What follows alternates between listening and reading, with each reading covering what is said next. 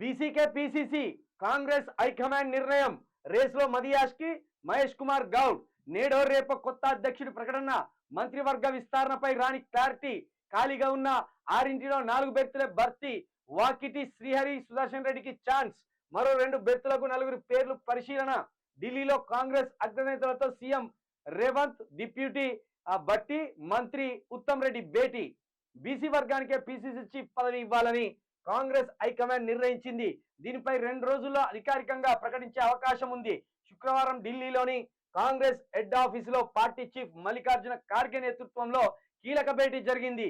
ఇందులో పార్టీ అగ్రనేత Rahul Gandhi, national general secretary KC Venugopal, state incharge Deepa Munshi, CM Revanth Reddy, deputy CM Bhatti Vikramarka, మంత్రి ఉత్తమ్ కుమార్ రెడ్డి పాల్గొన్నారు.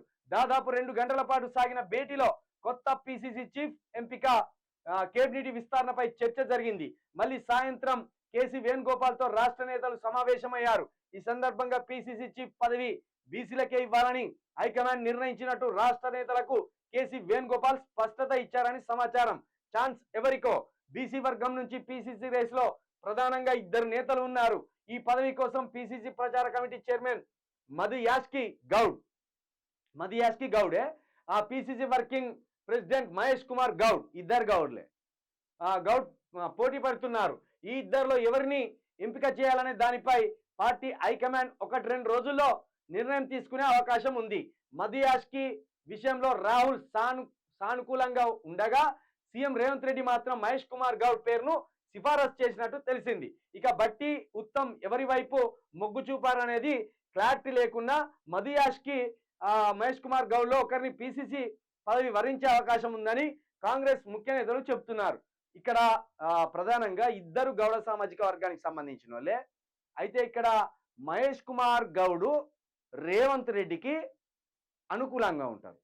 రేవంత్ రెడ్డి తానా అనుమంటే తానా అంటాడు, తందానా అనుమంటే తందానా అంటాడు. ఇక్కడ మధు యాష్కి గౌడ్ వచ్చేసి రాహుల్ గాంధీ టీం. అందుకే ఇక్కడ గతంలో మధు యాష్కి అసెంబ్లీ ఎన్నికల్లో రేవంత్ రెడ్డి టికెట్ ఇవ్వద్దని ప్రతిపాదించినప్పటికీ ఈయన పైనుండి తెచ్చుకొని అనవసరంగా ఎల్బీ నగర్ నుండి పోటీ చేశాడు.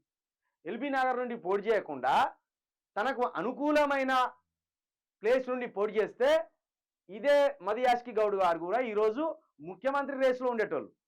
మామూలుగా మనకు అసెంబ్లీ ఎన్నికలు అయిపోయిన తర్వాత ముఖ్యమంత్రి రేసులో ఇదే రేవంత్ రెడ్డి, ఉత్తమ్ కుమార్ రెడ్డి, బట్టి విక్రమార్క, దామోదర్ రాజనరసింహ ఇలాంటి వాళ్ళు కొందరు ముఖ్యమంత్రి పదవికి పోటీ పడ్డారు.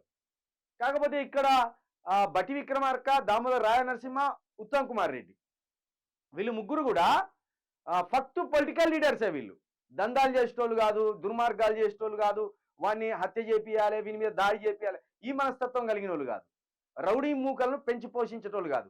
పైగా కేంద్రానికి పైసలు ఇదే వీళ్ళ అధిష్టానానికి పైసల మూటలు ఎప్పటికప్పుడు పంచాలి అనే అంత ఆలోచన కలిగిన వాళ్ళు కాదు. ఆ దందాలు చేసి పైసలు పంచే అంత శక్తి కూడా వీళ్ళ దగ్గర లేదు. ఆ క్రమంలో ఏం చేసిందంటే రేవంత్ రెడ్డి అయితేనే మనకు నెల పైసలు పంచుతాడు, ఏది కావాలంటే అది చేసి పెడతారని రేవంత్ రెడ్డిని వరించింది. అయితే ఇప్పుడు నిజంగా ఇక్కడ మధు యాష్కి గనక పీసీసీ ఇస్తే కొంత విఘ్నుడు, క్లీన్ చీట్ ఉన్నాడు రాజకీయంగా, పైగా రేవంత్ రెడ్డిని ఎట్లా ముప్పు తిప్పల పెట్టాలో అట్లా ముప్పు తిప్పల పెడతాడు. ఇక్కడ జరిగే ప్రతి అంశాన్ని రాహుల్కి స్వయంగా చేర్చగలడు. ఇక్కడ మహేష్ కుమార్ గౌడ్కు ఆ యాక్సెస్ లేదు. రాహుల్ గాంధీ దగ్గర డైరెక్ట్ మహేష్ కుమార్ గౌడ్కి యాక్సెస్ లేదు. ఈయన అంతకుముందు గతంలో ఎంపీగా 2 సార్లు గెలిచిండు. ఇదే మన మధు యాష్కి, ఆయనకు డైరెక్ట్ యాక్సెస్ ఉంది రాహుల్ తోటి. రాహుల్కి మధు యాష్కి చాలా దగ్గరి సన్నిహిత్యం ఉంది. డైరెక్ట్ ఫోన్లో మాట్లాడుకునే చనువు ఉన్నది, డైరెక్ట్ పోయి కలిసే చనువు కూడా ఉన్నది. ఎందుకంటే ఢిల్లీ రాజకీయాన్ని గత 10 సంవత్సరాలు ఎంపీగా చూసిన వ్యక్తి మధు యాష్కి గౌడ్. కాబట్టి మధు యాష్కి గౌడ్కి ఇవ్వకుండా ఎప్పటికప్పుడు రేవంత్ రెడ్డి అడ్డుపడుతూనే ఉంటాడు. ఇది ఎందుకు వాయిదా పడ్డది? మొన్న నెల రోజుల క్రితమే పీసీసీ చీఫ్ని ఎన్నుకోవాలి, బెర్త్ ఈ మిగతా మంత్రి పదవులు కూడా ఇవ్వాలి. ఎందుకు జరిగిందంటే ఈ పోయిన వ్యక్తుల మధ్య సయోధ్య కుదరలే. వాళ్ళు ఆయన పేరు సూచిస్తాను, ఈయన పేరు సూచిస్తాను. ఈ క్రమంలో నెల రోజుల తర్వాత రాపోర్రి అన్నాడు. మరి ఈ నెల రోజులల్లా రేవంత్ రెడ్డి చక్కబెట్టిన ఏందో పని అర్థమైతలేదు. ఇటు బట్టి విక్రమార్కని, ఇటు ఉత్తమ్ కుమార్ రెడ్డి, మిగతా ఎవరైతే అసంతృప్తులు ఉంటారో వాళ్ళకి మనిషిని తిత్తా మీరు ఊకోర్రి, పిసిసి పదవి మనం చెప్పినోడికి ఇవ్వాలి అని ఏమన్నా ఈ ప్లాన్ అల్లుకొని పోయినలా లేదా తెలియదు.